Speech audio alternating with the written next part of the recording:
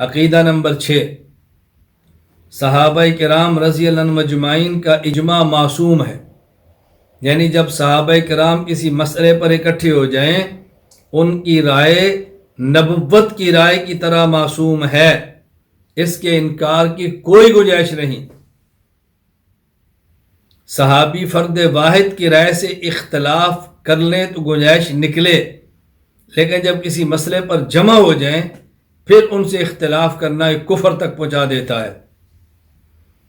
محقق علی الاطلاق علامہ کمال الدین محمد بن عبد الواحد بن عبد الحمید الحنفی